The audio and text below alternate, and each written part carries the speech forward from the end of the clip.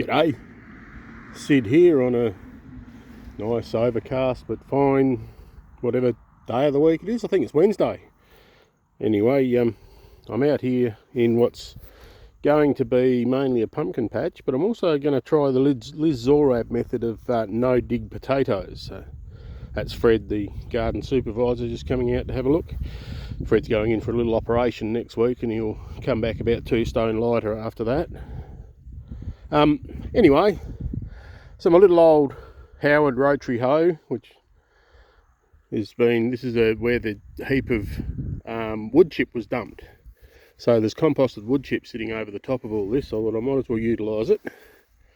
So up here I've rotary hoed, and then I've scooped out the loose dirt into a pile, laid the bottom with cardboard boxes, and I'm going to plant potatoes on top of the boxes, then shovel the dirt back in. And going by the Liz Zorab method, when you come to harvest them, you just pull them up and they all come up with you. So we'll see how that goes. So the Deputy Garden Supervisor, Bob, has just been in to inspect the progress.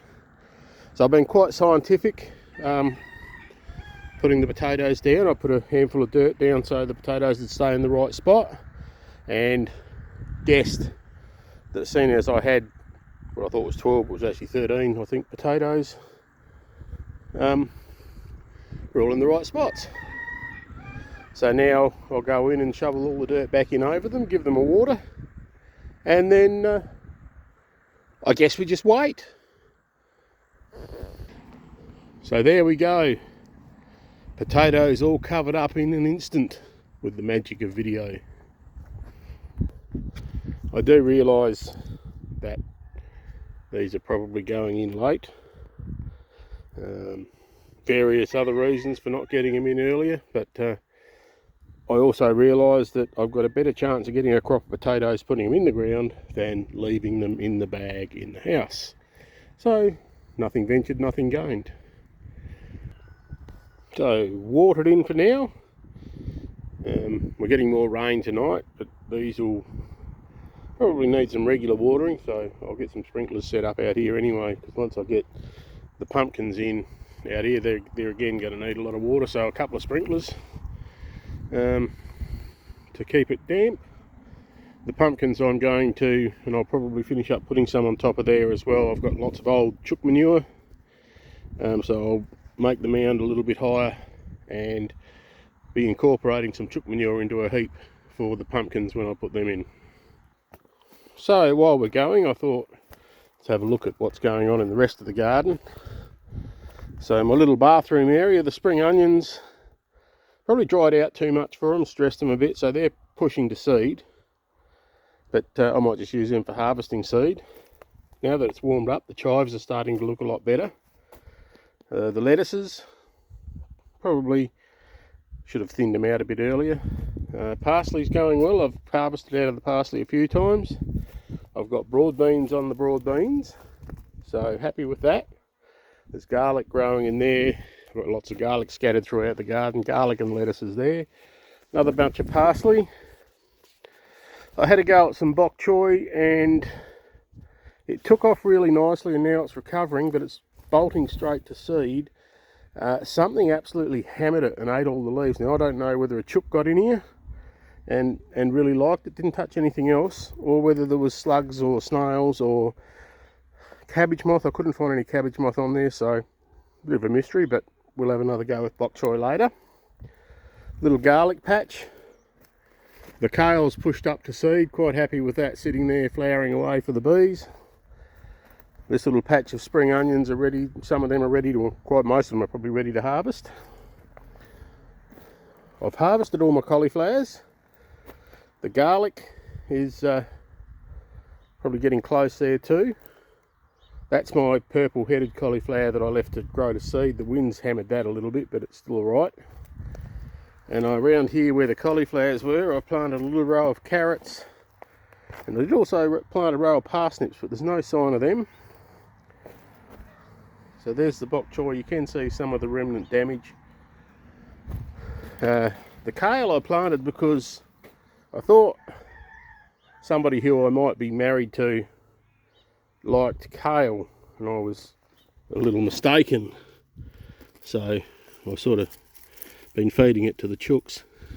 They've enjoyed it, so that's alright, nothing goes to waste. I don't mind it, but I've got plenty of other greens here that I do like as well. So the weeds in the tyres are going very well, but I'm getting back on top of them.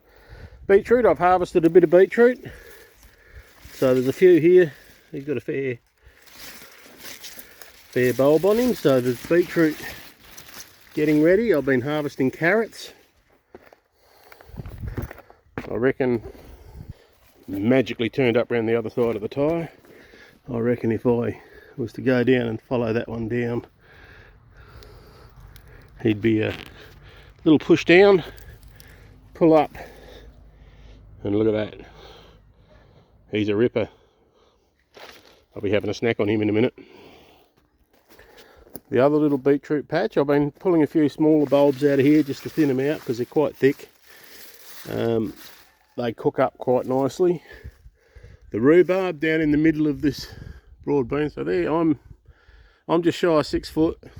They're probably 40 centimetres off the ground, so they're probably 1.2 metres high, flowering like mad. And we'll just have a look through the fence here. We've got garlic there. This morning I pulled the rocket out that had bolted the seed, and it was shading everything a bit, so I just took it out. In there I've got shallots and leeks, so the leeks are nearly ready to transplant. A couple of collies. There's more broad beans over there, and the other side there's carrots and miniature collies, I reckon. Lettuce, and over in where the other side of the spade handle there is cauliflowers.